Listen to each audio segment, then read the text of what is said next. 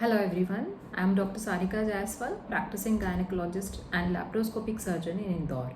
आज हम बात करेंगे फाइब्रॉइड यूट्रस यानी बच्चेदानी की गठान, जिसे कि आम भाषा में कहीं कहीं रसौली भी कहा जाता है।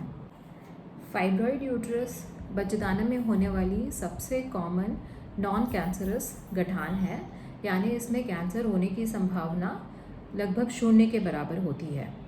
सबसे पहले बात करते हैं कॉजेज़ ऑफ फाइब्रॉइड।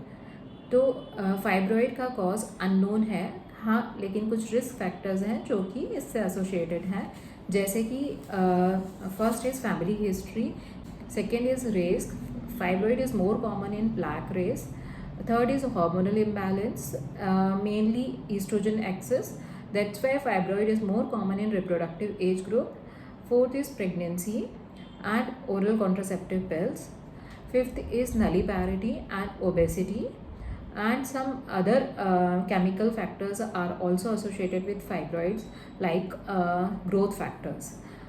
अब हम बात करते हैं फाइब्रॉइड के सिम्टम्स यानी लक्षणों के बारे में। 75% ऑफ द फाइब्रॉइड्स एसिम्टोमेटिक होते हैं, मतलब वो कोई परेशानी पैदा नहीं करते हैं। Most common symptom of fibroid is abnormal uterine bleeding, मतलब या तो पीरियड्स जल्दी जल्दी आते हैं, या पीरियड के दौरान हैवी ब्लीडिंग होती है, या पीरियड लंबे समय तक चलते हैं, या फिर पीरियड्स के बीच में स्पॉटिंग होती है। This is the most common symptom of fibroid. Second is पेट में दर्द होना। पीरियड के दौरान पेट में सीवियर पेन हो सकता है, और पीरियड के अलावा भी पेट में भारीपन महसूस होता है। Third is pressure symptoms.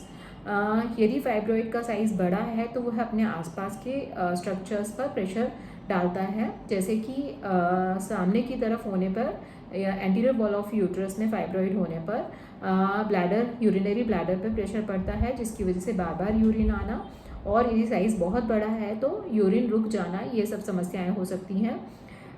Fibroid यदि पीछे की तरफ है तो कॉन्स्टिपेशन हो सकता है, या मोशन के समय दर्द हो सकता है। Next symptom is infertility. सब म्यूकस और इंट्राम्यूरल फाइब्रॉइड इनफर्टिलिटी करा सकते हैं।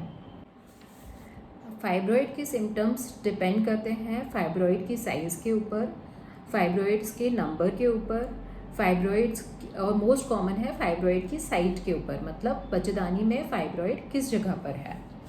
ये यूट्रस है। फाइब्रॉइड यूट्रस की दीवार यानी कि मायोमेट्रियम से ओरिजिनेट होता है, तब इसे इंट्राम्यूरल फाइब्रॉइड कहा जाता है। अब यह फाइब्रॉइड या तो यूट्रस में बाहर की तरफ ग्रो करेगा, या यूट्रस में अंदर की तरफ, मतलब कैविटी की तरफ ग्रो करेगा। जब फाइब्रॉइड बाहर की तरफ ग्रो करता है तब उसे सब सीरोजल फाइब्रॉइड कहा जाता है, और जब वह अंदर की तरफ ग्रो करता है तब उसे सब म्यूकस फाइब्रॉइड कहा जाता है। तो फाइब्रॉइड के सिम्टम्स डिपेंड करते हैं कि फाइब्रॉइड यूट्रस पे किस जगह पर है। इंट्राम्यूरल फाइब्रॉइड का most common symptom abnormal bleeding होता है। सब म्यूकस फाइब्रॉइड का most common symptom abnormal bleeding के साथ साथ पीरियड में क्रैम्प्स, डिलीवरी की तरह क्रैम्प्स होना, ये सिम्टम्स होते हैं। सब सीरोजल फाइब्रॉइड्स बहुत बड़े तरबूज की साइज़ के होने पर भी बहुत अधिकतर समय कोई सिम्टम्स पैदा नहीं करते हैं। The other type of fibroid is cervical fibroid, जो कि यूट्रस की लोअर बॉडी में होते हैं, and other one is broad ligament fibroid. Submucous और इंट्राम्यूरल फाइब्रॉइड्स की वजह से अबॉर्शन होना, समय के पहले डिलीवरी होना, नॉर्मल डिलीवरी में रुकावट पैदा होना, डिलीवरी के बाद बहुत ज़्यादा ब्लीडिंग होना, जिसे कि PPH कहा जाता है, ये सारी कॉम्प्लिकेशंस हो सकते हैं। अब हम बात करते हैं फाइब्रॉइड के ट्रीटमेंट के बारे में। तो फाइब्रॉइड का ट्रीटमेंट डिपेंड करता है कि फाइब्रॉइड के सिम्टम्स क्या है, साइज़ क्या है, नंबर क्या है, और फाइब्रॉइड किस जगह पर है। यदि फाइब्रॉइड बहुत छोटा है, 1 या 2 हैं, जो कि कोई सिम्टम्स पैदा नहीं कर रहे हैं, जिनकी वजह से ना तो पेशेंट को ज़्यादा ब्लीडिंग हो रही है, ना ही पेन हो रहा है, तो ऐसे फाइब्रॉइड्स को कोई ट्रीटमेंट की ज़रूरत नहीं होती है। इन्हें हम टाइमली फॉलोअप कर सकते हैं एवरी 6 मंथ्स और 1 ईयर में। यदि फाइब्रॉइड का साइज़ बहुत बड़ा है, या फाइब्रॉइड पेशेंट को बहुत ज़्यादा सिम्टम्स दे रहे हैं, तब इन फाइब्रॉइड्स को ट्रीटमेंट की ज़रूरत होती है। ट्रीटमेंट 2 तरीके से हो सकता है। First is medical treatment and the other is surgical treatment. Medical treatment मतलब दवाइयों से फाइब्रॉइड को ट्रीट करना। इसमें मेन हमारा उद्देश्य होता है फाइब्रॉइड की वजह से जो ब्लीडिंग की समस्या हो रही है उसे सॉल्व करना। इसके लिए मोस्ट कॉमन हम नॉन हार्मोनल टैबलेट्स देते हैं पीरियड के समय 3 या 5 दिन के लिए, जो कि ट्रेनेक्सामिक एसिड मेफेनामिक एसिड का कॉम्बिनेशन या हीमोस्टैटिक एजेंट्स देते हैं। यदि इन दवाइयों से ब्लीडिंग कंट्रोल नहीं होती है तो हमें हार्मोनल टैबलेट्स देनी होती है, जो कि प्रोजेस्ट्रॉन ऑनली टैबलेट हो सकती है या फिर कंबाइंड ओरल कॉन्ट्रासेप्टिव पिल्स हो सकते हैं। कई बार हम प्रोजेस्ट्रॉन रिलीजिंग कॉपर्टी मतलब ऐसी कॉपर्टी जो कि बचदानी के अंदर हार्मोन रिलीज करती है एक निश्चित डोज में, इसका भी यूज़ करते हैं जिसे कि मिरेना कहते हैं, और इसका असर फाइब्रॉइड की ब्लीडिंग कम कराने में अच्छा देखा गया है।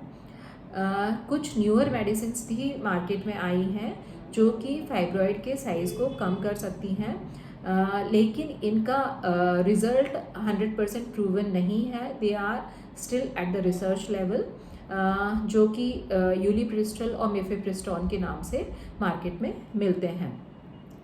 Other treatment is surgical treatment. Surgical treatment 2 तरह से हो सकता है, एक जिसमें कि हम सिर्फ फाइब्रॉइड निकालते हैं जिसे कि मायोमेक्टमी कहा जाता है, एंड दूसरा जिसमें कि पूरा यूट्रस निकाला जाता है जिसे कि हिस्टेक्टमी कहा जाता है। सर्जरी भी 2 तरीके से की जा सकती है। वन इज़ ओपन सर्जरी, जिसमें कि पेट पर 8-10 सेंटीमीटर का चीरा आता है और जिससे या तो फाइब्रॉइड या यूट्रस निकाला जाता है, और दूसरा तरीका है लैप्रोस्कोपिक सर्जरी जिसे कि कीहोल सर्जरी कहा जाता है, जिसमें 4 जगह पर एक स्टिच आता है और फाइब्रॉइड को या फिर यूट्रस को लैप्रोस्कोपिकली निकाला जाता है। Other treatment for fibroid is uterine artery embolisation, जिसमें कि ब्लड की वह नलियाँ जो कि यूट्रस को ब्लड प्रोवाइड करती हैं उनको कुछ मटेरियल के द्वारा कुछ समय के लिए ब्लॉक किया जाता है। Other is HIFU high intensity focused ultrasound और MR गाइडेड फोकस्ड अल्ट्रासाउंड। ये ट्रीटमेंट कुछ पर्टिकुलर तरीके के फाइब्रॉइड्स के लिए उपयोगी होते हैं उन केसेस में जहाँ पेशेंट यूट्रस को बचाना चाहते हैं। इस वीडियो के माध्यम से हमने फाइब्रॉइड के बारे में मोटा मोटा जाना कि फाइब्रॉइड के क्या सिम्टम्स होते हैं और फाइब्रॉइड के क्या ट्रीटमेंट उपलब्ध हैं। Thank you.